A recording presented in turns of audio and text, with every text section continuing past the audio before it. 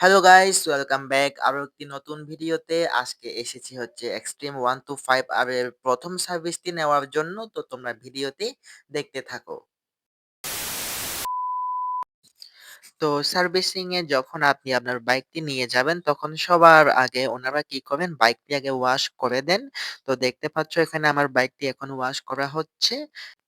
তারপরে ওয়াশ করার পরে তারা বাইকটি হচ্ছে এই যে সামনে এখানে নিয়ে যাবে, তারপরে সার্ভিসিং শুরু হবে। তো এখন বাইকটি ওয়াশ করা শেষ। এখন সার্ভিসিং এর জন্য এটা লাইনে আছে। একটু পরে সার্ভিসিং শুরু হবে। আর দেখতে পাচ্ছ আমার এখানে নাম্বার দেওয়া হয়েছে ৩ নম্বরে আমার বাইকটি চলে আসবে। আর সেখানে প্রচুর শব্দের কারণে কিছু জায়গায়, যেমন এখানে আমি এখন ভয়েস ওভার দিচ্ছি। তো আশা করি তোমাদের কোনো সমস্যা হবে না। এখানে লাগানো হবে অয়েল ফিল্টারটা, দেখতে পাচ্ছেন এখানে। এটা হচ্ছে নতুন অয়েল ফিল্টার এবং এটা হচ্ছে পুরনোটা। ইতিমধ্যে হালকা কালো হয়ে গিয়েছে এটা। তো এখন আমরা অয়েল ফিল্টারটা চেঞ্জ করব এখানে, দেখতে থাকি। বাইকের জন্য ব্যবহার করা হবে এই মোবিলটা। এটা হিরোর নিজস্ব ইঞ্জিন অয়েল, 10W30 গ্রেডের ইঞ্জিন অয়েল এটা। এখানে হচ্ছে বরাবর 1 লিটার দেওয়া আছে এখানে। তো এখন আমরা এটা নতুন ইঞ্জিনে ঢালবো। এটা হচ্ছে ওভারঅল এখন বাইকের লুক। চেঞ্জ করে দিয়েন, হ্যাঁ। জি। এটা প্রথম সার্ভিসে যদি চেঞ্জ না করেন জি তাহলে হাড়ের মধ্যে মোবিল উঠবে না। জি। তারপর ক্যারিং হিসেবে মোবিল দিবে না, নষ্ট হয়ে যাবে, পার্টস নষ্ট হয়ে যাবে। আর দাদা এমনি নিয়মিত এটা কত হাজার কিলো পরে এটা পাল্টানো উচিত? এমনি 6,000 কিলো পর পরে বলা আছে, জি 6,000 জি। কিলো পর পরে এটা চেঞ্জ করার উচিত। আচ্ছা, ওকে। তো এখন নতুন অয়েল ফিল্টারটা এটা এখানে। হচ্ছে নতুন এয়ার ফিল্টার। জি, এখন এটা ইনস্টল করা হবে, তোমরা দেখতে থাকো এখানে। এটা আগে এখানে ঢোকাই দিতে হবে, হ্যাঁ। জি দাদা জি।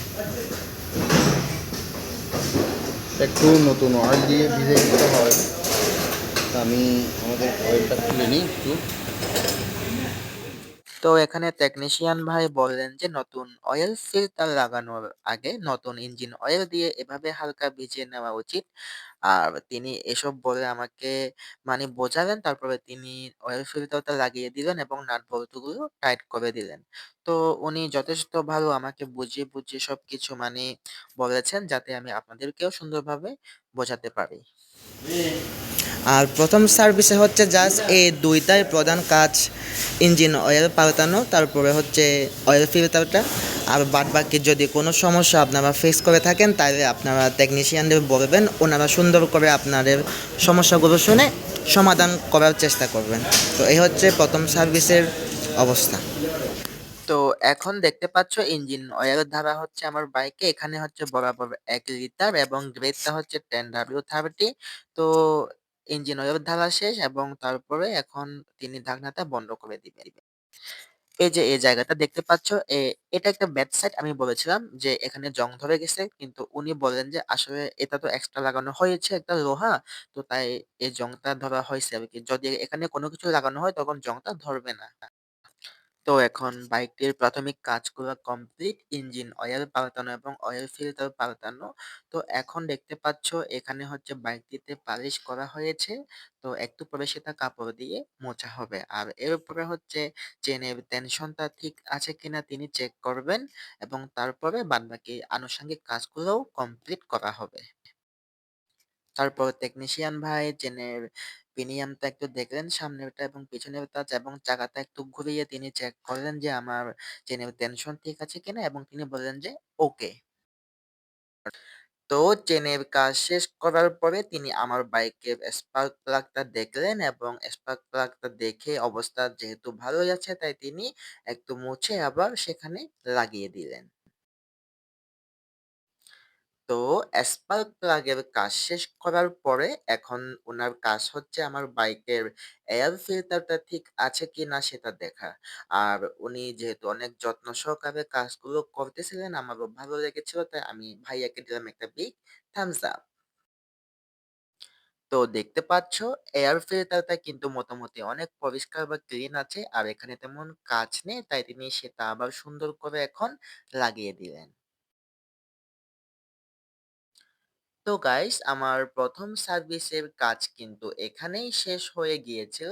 তো এখন আমি তোমাদেরকে শেয়ার করব আমার ১ম সার্ভিসিং এর অভিজ্ঞতাগুলো। তোমরা মন দিয়ে শোনো। এটা হচ্ছে ১ম সার্ভিসের বিলের কাগজ। তো এখন তোমাদেরকে দেখাই দেখো ১ নম্বরে কিন্তু ফার্স্ট সার্ভিস এবং এখানে হচ্ছে কিন্তু লেবার চার্জ মানে সম্পূর্ণভাবে ফ্রি।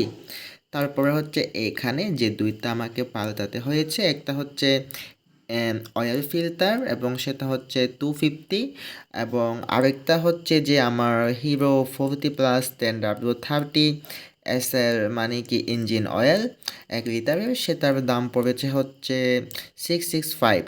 তো টোটাল আমার এসেছিল হচ্ছে মানে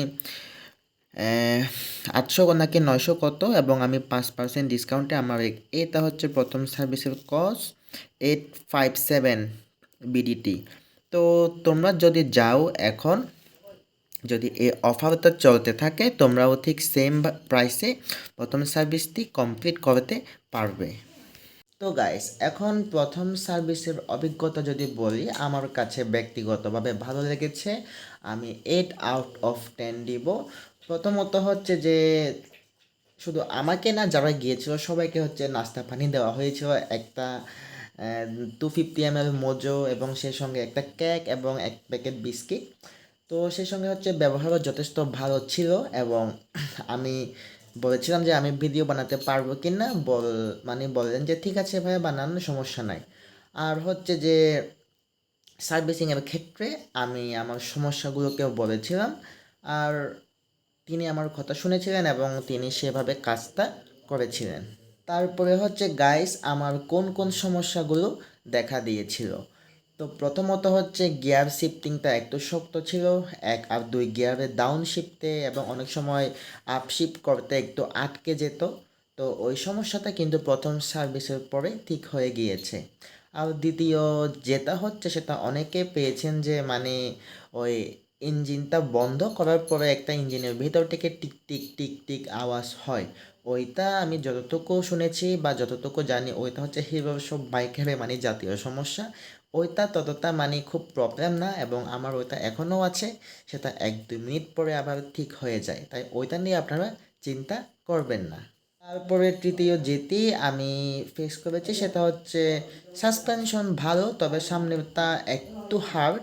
তো আমি বলেছিলাম যে সামনেরটা আমার একটু হার্ড লাগতেছে।